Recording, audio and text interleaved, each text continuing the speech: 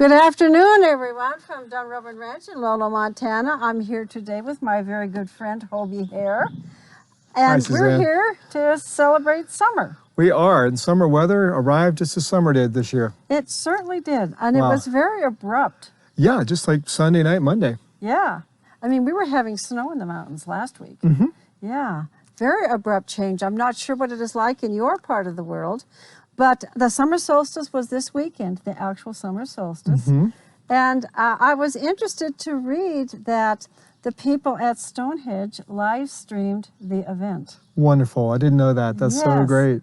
Isn't that wonderful? You know, because of the COVID-19, we are social distancing, and a lot of the large events of the world have been canceled, and people have gone to virtual events, which is sad in some ways that people can't get physically together, but it's also broadened the number of people that can participate at some level. Absolutely. Yeah. So, Hobie, it's a strange year, isn't it? It has been, and we were talking earlier how the first 6 months of the year feels like 12 or 18 months. So many things have happened at such speed. At such speed, exactly. The spring was like none other. It was announced when the COVID-19 kind of moved into our country right along with spring. And nobody knew what that was going to portend for us, for all of us. And it's certainly been a challenge. It's been a challenge here at Dunrovin, as I am sure it's been a challenge for you in all of your own lives. And as many of you are no doubt noticing, we've had to close our guest ranch for the summer. And this is both a curse, but also something of a blessing. Everybody at Dunrovin is slowing down. I think everybody everywhere is slowing down. That's right, because you don't have the day camps, you don't have the equestrian classes for students and adults. You have less. Probably you're not going to be doing that big horse thing in August. I forget what you call that, but you know, Equine Art Extravaganza. We're going to take that online. Oh, cool! That's even better. Yeah, we've made some modifications, and it will happen. Good. But all of us, I've been told that gardening shops across the United States have seen a boom in people getting out and gardening. And I think that's really one of the aspects of all of this that has been on the positive side. It has really served to remind us that, you know, we think we need certainty, but nature doesn't need certainty, and nature lives with uncertainty a great deal of the time. I mean, unless you're a domesticated animal or human with a pretty clear access to food supply, most animals wake up every day needing to figure out their food, their shelter. How can I eat without getting eaten? Where can I sleep tonight safely? And things are always changing. I think about wild places like Yellowstone, but that's equally true in a big urban park. Yes. Where the squirrels have challenges staying alive, the pigeons, other things too. Yes, exactly. So certainty is just not a part of the natural world.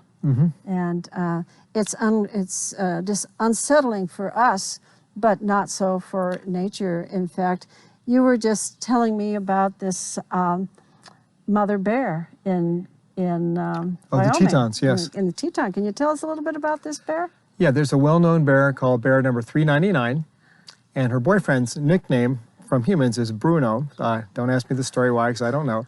But anyway, she's 24. She was presumed dead this past winter because she had not appeared this spring yet. And explain to people what 399, why a number? Oh, because in a given area, animals, if they are tagged or banded, are given a number so they're identifiable. They'll probably take the blood sample, a fur sample, some other things to indicate, and then that way they don't have to manage or handle that animal probably again in their lifetime. So she has a radio collar? So she's got, I don't know if she's got a collar or not, but she definitely has the numbered band. Okay. But she was found and she's fine. She's 24, which is like a great-great-grandmother in our lingo, with 4 cubs. Well, she's got her handful. I think about my parents trying to raise 5 of us. Yeah, she's busy. Yeah. And she doesn't have a helper. Yeah. Yeah. And so here she is, you know, coming late in life with a whole new brood. And you know, we only have one chick this year, which is unusual for us. It's kind of the opposite extreme. We had 3 last year. Right. I don't know if you followed what's been happening on our nest, but it was a chaotic spring. I watched some of it, and it was bigger than any real-life soap opera. Yes. It's amazing. It is. Yeah. And we don't really know whatever happened to last year's mate, Hal, whether he showed up and was one of the contenders. I went through one day's recordings frame by frame to see if I could identify each male, and I was able to identify what we've come to call swoop. Right. But the guy that we were talking about before, Howie, I think was what we were calling him.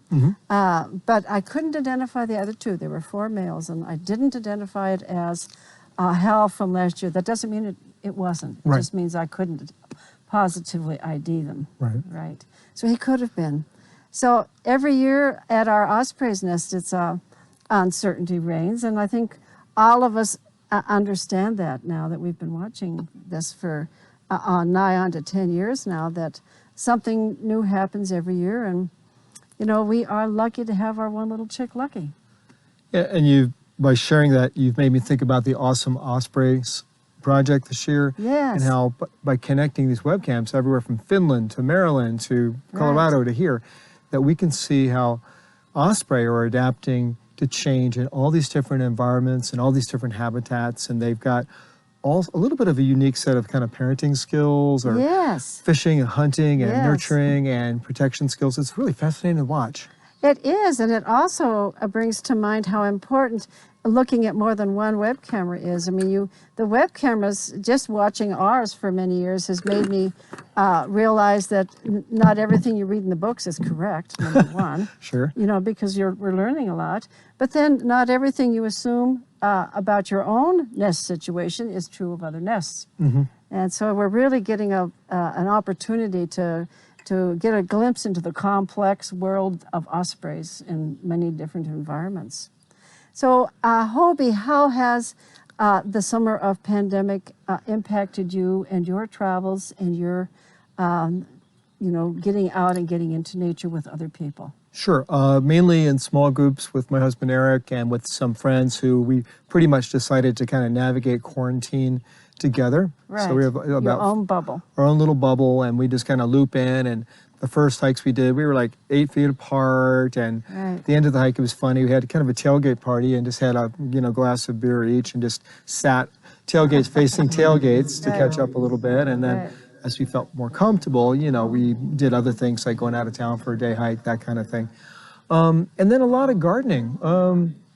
A lot of maintenance, planting vegetables, planting flowers, nurturing that. And we've got geraniums and peas that are going nuts this year. I planted some sunflowers just a couple weeks ago. They're already like that tall. And it just seems to be a phenomenal year for growth for the things that we're nurturing. So I like to think of this as a summer of less being more. Oh, yeah.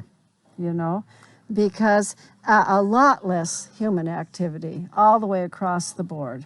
I've never spent so much time at home, here, and not venturing out to see other people. And I miss them, but it's also giving me an opportunity to notice some of the smaller things about nature right here in my backyard.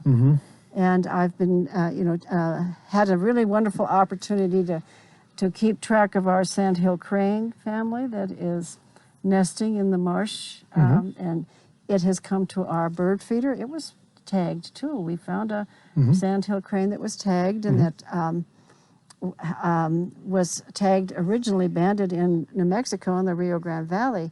But it really gives you an opportunity to slow down to a pace that is more natural, get away from the frantic, scheduled world that we've created for ourselves. Right. Are you feeling that too? I am, and it's interesting too, because I have 2 nephews in town who are 14 and 17, and they like to joke that they're becoming half wild, and they're really happy to be taking a break from all that distance learning and finishing school by computer and by internet and really missing out on their connections. And I just think about how important it is for young people especially, but Yes. everybody, Right. to be able to connect with their friends or family members, to be able to go, hey, what are you doing? Let's go for a hike, or let's go to the mall, or let's go grab ice cream. And so I know that for a lot of young people especially, they're chomping at the bit to have, it's hard to say if we're going to go back to what we had, but they are just chomping at the bit to reconnect with Yeah. people in person. And Right. I think that's the flip side of the technology, is that we really benefit from that human connection in person. And I look forward to more of that too. Everybody does. No question about that. But I'm glad that these web cameras can absorb a little bit of that nature through sights and sounds and bring it into your, it's real life at real time, and which is, a blessing to those of all of us who are at times confined. Right. And it's remarkable just to have all those web cameras all over the world documenting ospreys, and then to be able to be here with Suzanne over the seasons and everybody who connects here, because you guys are pretty special. Yeah. So, Hobie, are you willing to take us into some imaginary space with summer? Yes, I am. I'm going to put my sunglasses on because the sun is starting to get me a little bit here. Yeah. So pardon me, but yeah, well, first of all, just find a really nice place to sit and relax, and maybe stretch if you'd like to. Maybe just kind of move your arms out, or move your arms above your head, or roll your shoulders. And just imagine that you're sitting here, perhaps in the shade of this beautiful tree near Suzanne and myself, on this beautiful warm day with just a little bit of a breeze. And close your eyes and take a few deep breaths in and out, and in and out, and in and out.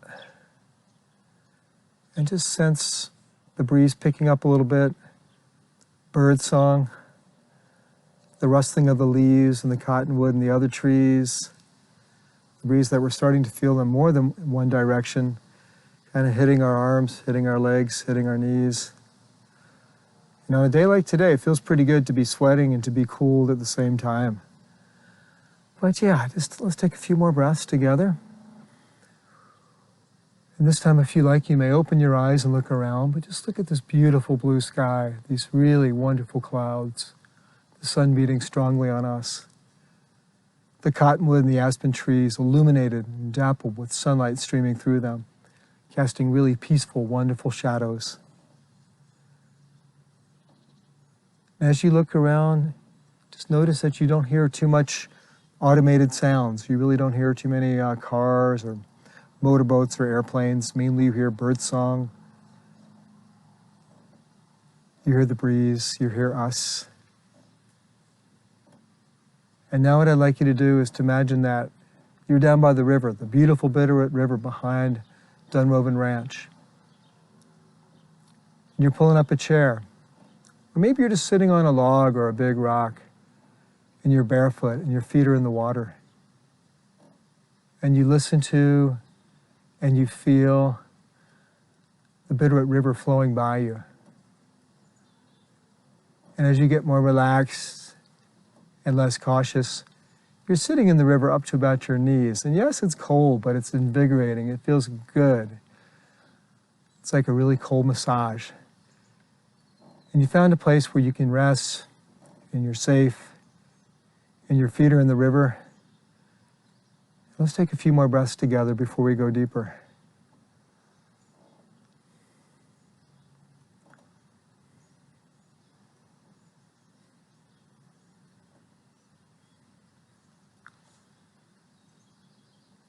So as you sit in a chair or on a log or on a rock with your feet going into the river, imagine that there's energy running from you down your feet into the Bitterroot River.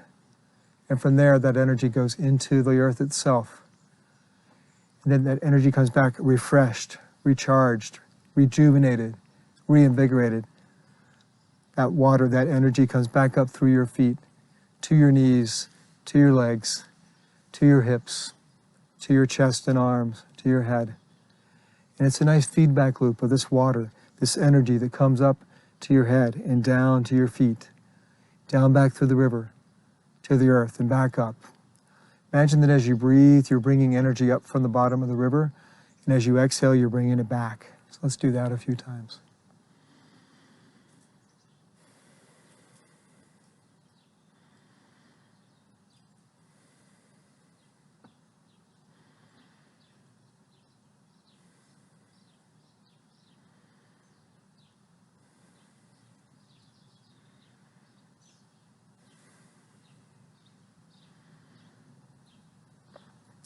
So as we sit here and feel that warming embrace and that cold, vigorous refreshingness of the river, know that you can come to this place anytime, no matter where your feet are.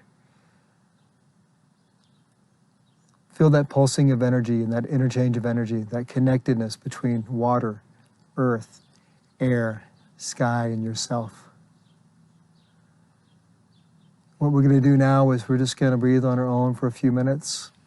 And towards the end, I'll give you a signal that we're coming back at the count of 3. So go as deep and as far as you want, knowing you'll be safe. Knowing that these waters are wonderful for you.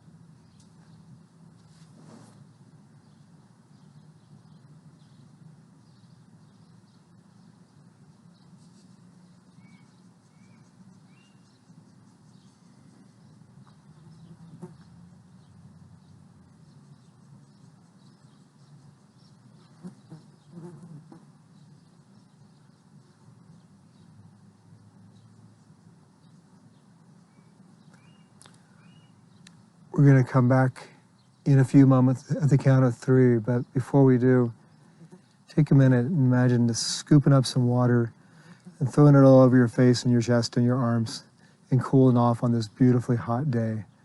Just refreshing yourself with some really cold water from the Bitterroot River. So take a few splashes and just cool yourself off.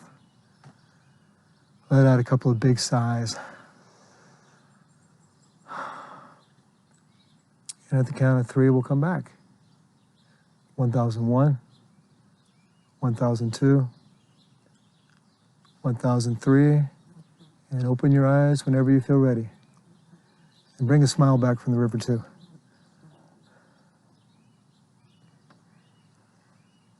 I'm grateful for the quiet that we had for this. Mm-hmm. I could hear individual birds. Yeah. And there were a number of different species that were chiming in. Did you hear the red-tailed hawk in the distance? That was great. I heard it 2 or 3 times, yes. Yes, yes. And the osprey weighed in at one point too, one of them. The osprey weighed in, and you know, even though we're at the edge of this little town, it's really, really hard to get away from human noises, whether it's airplanes or cars or you know, whatever, Lawnmowers. dogs Yeah. or horses and donkeys, you know. Even our little gals were quiet out there.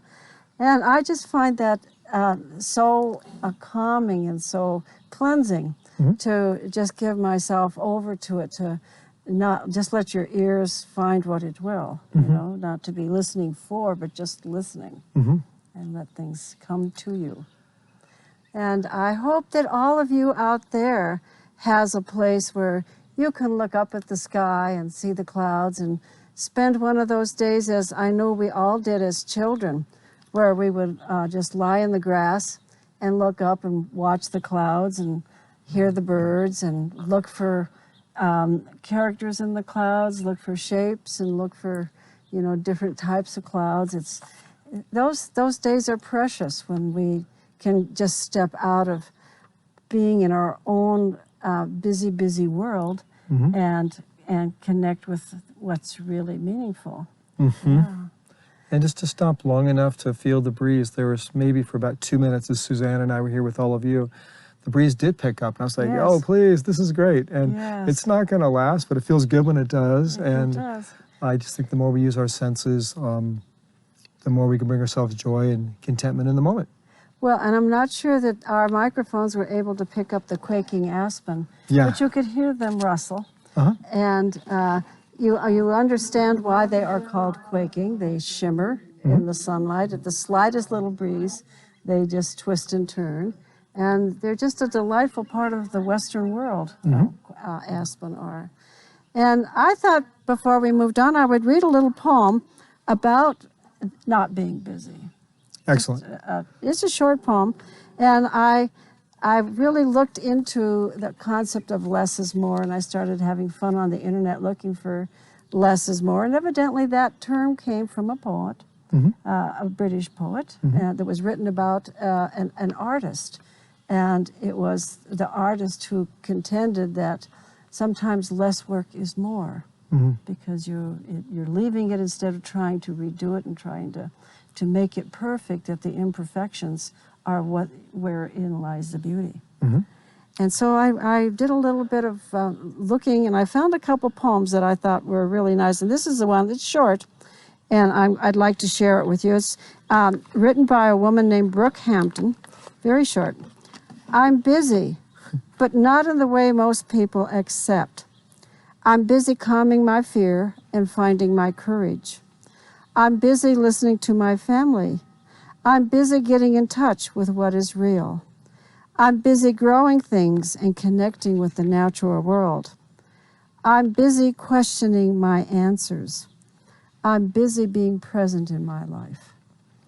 And I hope to remain thus busy for some time. Good for you. That's Good right. for you. And I wish that for others as well. And Brooke Hampton was the... Brooke Hampton, the author, in a book of poems called Barefoot 5. That sounds good too, barefoot. Yeah, it does, doesn't it?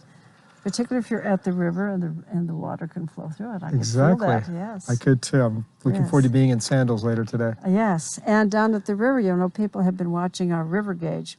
We wanted to do this down at the river, but the river didn't cooperate. We've had a wet spring. So And that's okay. It's okay, yeah, that's okay. Well, let me share 2 poems, and then after that, were you going to share your Yes, I things? wanted to talk about the swing that we're sitting on. Okay. Yeah. So here's a poem, it's a short one, by Langston Hughes. And Langston Hughes said, like a welcome summer rain, humor may suddenly cleanse and cool the earth, the air, and you. Yes. Yes, that refreshing, cleansed feeling. And then another one was published under the pseudonym of Ellis Bell. You probably know her better as Emily Jane Bronte. But she was publishing poetry at a time when it was considered to be mainly a man's dominion.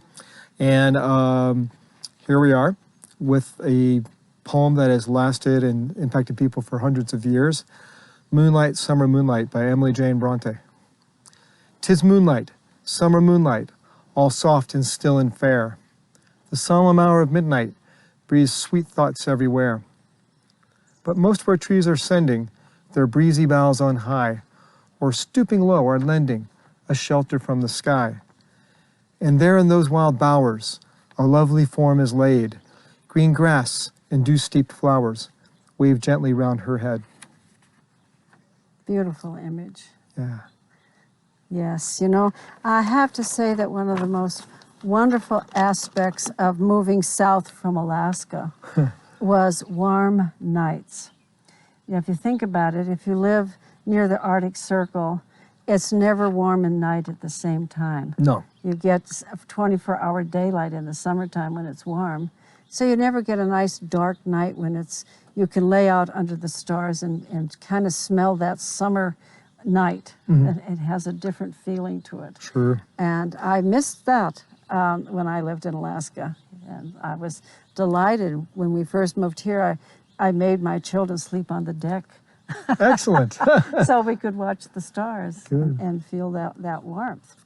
So yes, I wanted to call people's attention to my lovely swing. And I wanted to say that I had a swing here some years ago, and then I had a guy build another swing structure out on the bench, which we have used on occasion. It's out near our fire pits. But I moved the swing out there, and I have for some time longed for a replacement swing. So I have this lovely neighbor who lives south of me. He lives very near the marsh where the sandhill cranes are. And whenever I see him over the fence, of course we have to talk to one another. And he is as attuned to the sandhill cranes as we are, and we get to talking about things. And I asked him, well, what was he doing during his time during the pandemic, since he was more confined to home? And he said, well, climb over the fence and I'll show you. And so he did. And he has reorganized his wood shop. And here he was making these wonderful wood pieces. And so I blurted out that, you know, I've been meaning to talk to somebody about reconstructing a swing. And so my neighbor, his name is Mark, said, well, I would love to reconstruct a swing for you. And he came with his grandchild. His daughter lives in an island off the coast of Honduras. Her husband is Honduran. And so her son had come to a soccer clinic in Texas and couldn't go home because of the pandemic. Oh, no. So he is stranded in Montana with his grandparents, and everybody's delighted. So here it was that my neighbor got to spend this summer teaching his grandson to do woodwork in his shop. That's so cool. Isn't this wonderful? And so he made this wonderful swing, and he and his grandson came and installed it. And he brought me some other treats, and I'm wondering if you wouldn't mind you bet. showing people what he brought me. Okay, I'll bring one at a time. Yeah, Okay. that would be great. Cola. That's my little dog You who be quiet. always defends anybody. You know, it's always after anybody around that's near me. He just thinks he has to tell everybody that he's my traffic cop. All right, I'm going to Crazy hand you little- this first big one, and then I'll Yeah. kind of hide the other one. Yeah. Do you have it? Yeah, I do. Okay. I do. Okay, and I'll just kind of And conceal this until I you're don't ready. know if James can come in on this. And I can help you hold it if that's helpful. No, this is fine. This is just fine. And if you look at this piece of wood, you'll notice that there's a little bit of green in the middle of the wood. And in fact, if you look on the edges here, it's green. And when he brought this to me, he knew that I had had a special relationship with an older man that lived here for many, many years. His name was Merv Solly. And Merv was a tremendous horseman. And when I moved to the neighborhood, Merv was already in his late 70s and had these Tennessee walking horses. And of course, I had Tennessee walking horses. And Merv knew the river and where a person could get across and where there was public land and where you could sneak in and miss all the muskrat holes, where there were, you know, it's because it can be a dangerous riverbank if you don't know where you're going. And so Merv took me under his wing. And I just really loved both him and his wife. And he had this beautiful green barn. And when he died, his family sold their place, and the people who bought it wanted to get rid of the barn. So my other neighbor bought the barn wood and has been making some wonderful things out of the barn wood. So I'm just really in love with this. I'm going to use it for my winter coats and my winter hat and gloves. Perfect. And when I do, I will think of my departed neighbor, Merv, who, by the way, whenever I would go over to visit him when I didn't have my horse, he'd say, well, why the heck aren't you on 4 feet instead of 2, Suzanne? He was terrific. And then he also showed me something that I'm giving to Hobie. Thank you. Yes. And you can see the knot in this. Towards the bottom. Yeah, towards the bottom. It's a lovely American flag.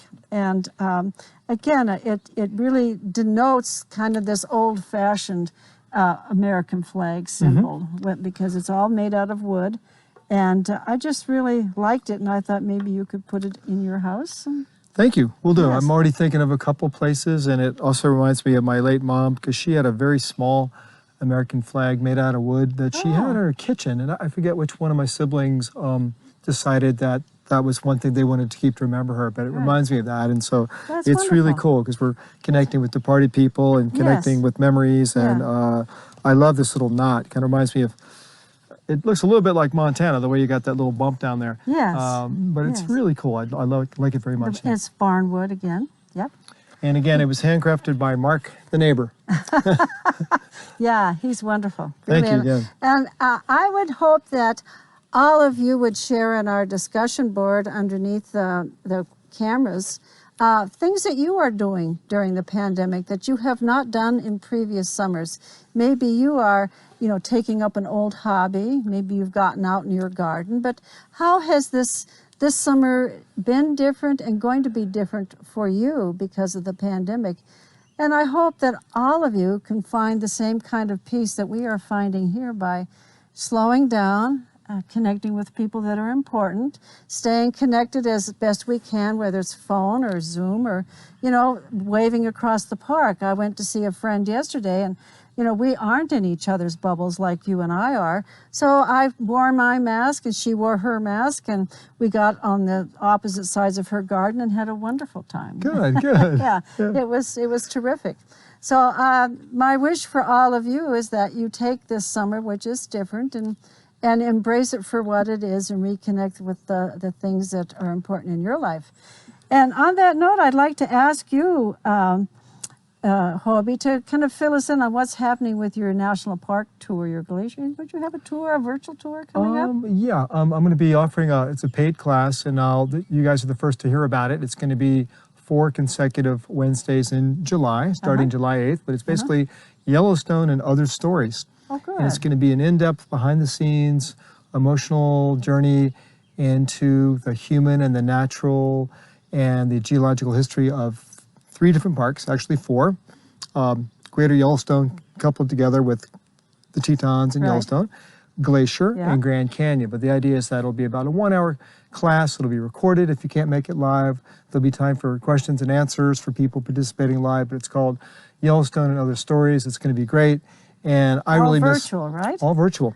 And so this is an adaptation. You normally take groups of people into the parks at this time of year, do you not? Right, and this way I can take more people. And we won't have a big footprint, of course. Right. And kind of satisfies my desire to get back in the national parks. And I know if I'm missing them, a lot of people are. Oh, yeah. And this might not be the best year to visit a lot of these places because of what we're concerned about, but we can still whet our appetite for the future, and you'll learn a lot. You'll come back with a lot of memories and a lot of great ideas for future travels. Yes, very good. Your mind can travel even if your feet cannot. Exactly. And what I'll do is I'll be sending Suzanne the link next week once we test out a few more buttons. But basically, it's called Yellowstone and Other Stories, a 4-part class, visiting national parks, live calls, and then the recording as well. Okay. Stay tuned. Well, good. Yeah. That'll be fun. Absolutely. Thank you. You bet. Well, I want to thank you all for joining us. And again, I wish you the happiest of summers. Definitely. And that you take this time that is a little slowed down when less is more, and find the more in your life. And with that, we'll say goodbye. And happy summer. Happy Stay safe. summer. Keep well. Bye. See ya.